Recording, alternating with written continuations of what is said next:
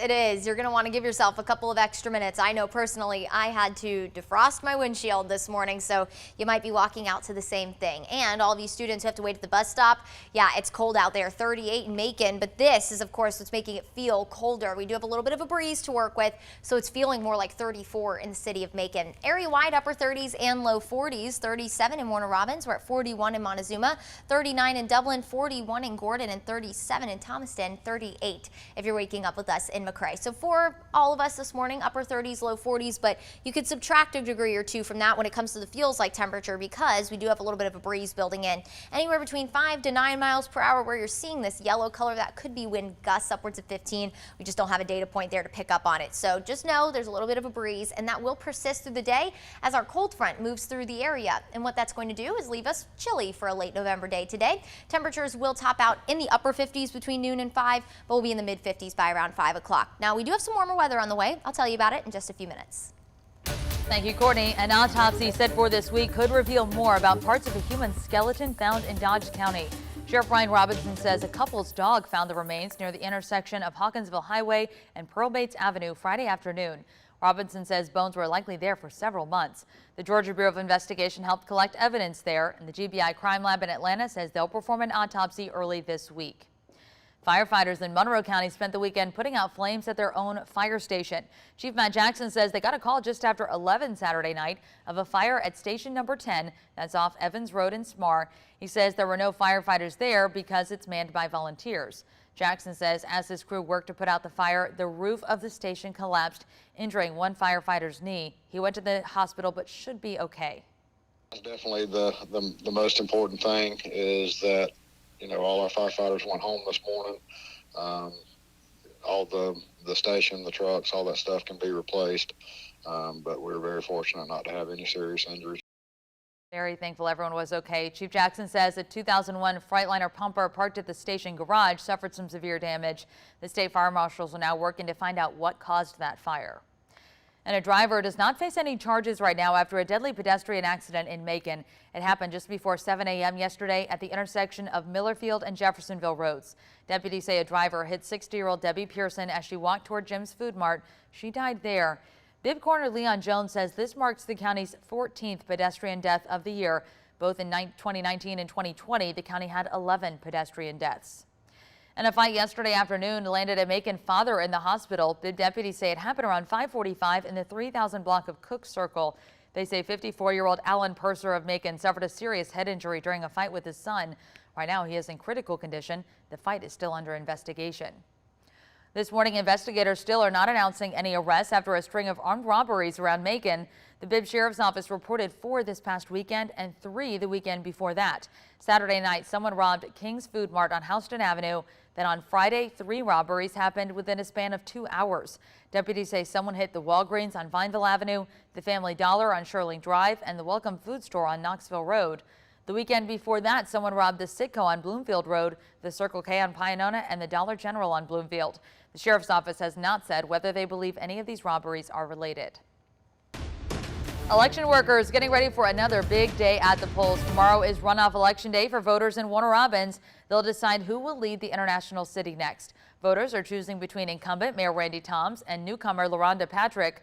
During elections earlier this month, the final tallies showed only 93 votes separating Toms from Patrick. You can hear from both candidates on the issues they plan to tackle if elected mayor. That's on 13WMAZ.com. Bibb County could soon be home to the world's largest recycling facility of its kind. But first, taxpayers are being asked to back a huge loan to make it happen. Today's the county's industrial authority plans to discuss loaning up to $500 million to Brightmark Plastics Renewal. Back in June, Brightmark announced its plan to build a 5 million square foot facility in South Macon. The company says it plans to invest more than $680 million into the Macon plant. The site will sustainably recycle plastic waste like styrofoam and plastic cups. Today, the county will host a public hearing to discuss issuing revenue bonds for that project. According to a notice of the hearing, the money will go toward buying land and starting construction. The hearing starts this morning at 11. We have a link on how you can access it in this story on our website. Also today, people in Bibb County will start to see new trash and recycling carts show up at their houses. It's part of the county's new contract with Dublin company Ryland Environmental. They take over solid waste services for all of Macon Bibb starting in January. The county says Ryland will start delivering new bins today, but many of you need to wait until the new year to use them. The area of Bibb County that Ryland currently serves can use the new red and blue bins as soon as you get them. Everyone else will need to wait until January 3rd. Well, today, 2 organizations will help Central Georgia veterans get the food they might need. The Carl Vinson VA Medical Center and Buckhorn Food Ministry will host a food giveaway in Dublin. That's in front of buildings 34 and 35 on the VA's campus. Organizers say the giveaway starts at 11 and runs until 1 o'clock. A team of Grammy-nominated songwriters and musicians are using their talents for a good cause. The group met at Capricorn Studios in Macon to start putting a patriotic song together. It's for the first Honoring the Past, Promoting the Future event planned for April 2nd at Luther Williams Field. The purpose of the event is to raise money for a junior ROTC scholarship fund. The money will be donated to the Georgia Military Veterans Hall of Fame, and that will help support Georgia high school cadets that enroll in Georgia colleges and plan to enlist in the military. At the event in April, they'll premiere the song written by Georgia artists about freedom and what veterans have fought for. We want to spend every day being thankful for what we have and who we have and the freedom that we enjoy. That is very important. They have surprises coming soon, but for now, you can find out more information about the song by looking for the story on our website. Looking ahead now, tomorrow is Giving Tuesday. It's a day where many companies encourage you to give by matching donations. Here in Central Georgia, the Duncan Joy and Childhood Foundation will present Macon nonprofit Jay's Hope with $10,000. It's happening at the foundation spot tomorrow morning at 10. The grant will help support the foundation's mission to provide the simple joys of life to kids battling cancer. Now, if you want to participate in Giving Tuesday, there is a website, doublethedonation.com, and there you can search for companies that match employees' contributions. And did you know you could also get a tax credit? You can find all the details on how to do that on the IRS's website. And don't forget, today is the last day that you can join us and give thanks to support the Salvation Army of Central Georgia. A $5 donation can go such a long way in helping those in need this holiday season. All you have to do is text the word thanks to the number on your screen, 478-752-1309. We'll send a link to donate right to your phone. And the holidays are officially here, and we at 13 WMAZ want to see how you are getting into the spirit. Whether you're celebrating Christmas, Hanukkah, or Kwanzaa, we want to see you put your lights up, decorate the tree, light the menorah, wrap the presents, even just make a good old cup of hot cocoa. So text those photos to us to 478-752-1309. Tell us your name, where you're from, and of course what's happening in your photo, and we'll be sharing them right here on 13 WMAZ. Time is now 6:38. I love it when we do this and we see everybody's photos of all their decorations. People get so creative. Yes, and I mean, really so impressive. The trees are always my favorite to look at. And some people go all out with their front yard decorations. I don't know how they do that, because you and I both know that's the really hard part. Yes, well, mine is plain Jane, because that's all I could get my husband to do. Yeah, it's hard enough to get the lights on the roof. That's the hard part. Yeah, that's a lot of work. So props to all of you guys. I'll tell you, I know that in Perry, Ball Street already has their lights up. And of course, if you are looking for some Christmas lights, downtown Macon has plenty. And you really need to check out Ball Street as well in Perry. It's already all lit up. It's beautiful. And they have all those inflatables. Now, y'all know how I feel about the inflatable Christmas decorations.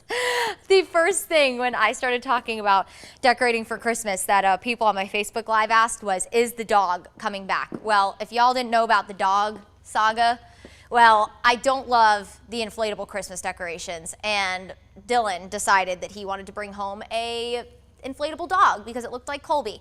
I lost that fight. The dog is now in the front yard. So that's how it goes. All right, everybody, looking live on top of the fairgrounds in Perry, 39 degrees. It's cold out there, and you can see the flags blowing in the breeze. We do have a light wind out of the west-northwest, so it is feeling a little bit colder this morning. You're going to want to bundle up, especially if you're standing still waiting for that bus this morning. All you students heading back after your long weekend, I hope you enjoyed it. I know it's always a little harder to head back after the long weekend, but this cold will probably wake you right up. Just be sure you have the hat and the coat on today. 37 in Warner Robins, 38 in Macon. We're at 41 in Gordon and in Montezuma. 38 in Unadilla. It looks like Cordele, you're at 34, and 36 in Forsyth. You factor in that light breeze, and it's just enough to make it feel colder out there. It feels like 34 in Macon, 30 in Warner Robins, 31 in Thomaston, and 36 down in Unadilla. So why do we have that breeze? Well, a cold front is currently moving through the area, not bringing us any rain. You can see the cold front that's moving through parts of central Florida, bringing some rain down there. high pressure filtering in behind it, that's pulling in some more dry air, but also creating the breeze today. High pressure, when it battles lower pressure that's with a cold front, that gives us a nice little wind. So that will lead to a pretty pleasant day today. Not going to be blustery. Wind around 5 to 10 today. Now, as we go through the afternoon, that cold air going to settle in. So temperatures today are going to top out several degrees below average. And as long as high pressure stays in control, at least for the next couple of days, it's going to make us quite chilly, especially for those morning lows. Now, as we head through the afternoon today, upper 50s, lots of sunshine though. Tomorrow morning, that cold air really starts to settle in. It always takes just a little bit longer for that cold air to really move on in, and we'll wake up in the low 30s and upper 20s tomorrow, so you'll need to keep those coats with you.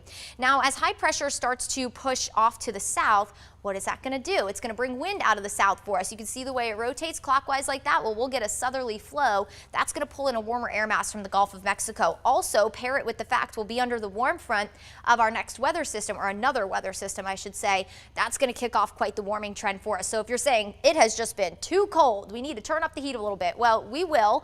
We're going to head into the mid 60s tomorrow, and then low, maybe even some mid 70s by the end of the week. And we are going to stay dry as well. That weather system, that's going to help us with our little warming trend, not going to move through the area. Now, we will look ahead to our next cold front potentially Sunday night, and that could offer us a rain chance. In the meantime, cold mornings, chilly afternoons. Will kick off December near 70 and will be tried. We'll stay in the low 70s Thursday through Saturday, and we'll introduce a rain chance late Sunday night.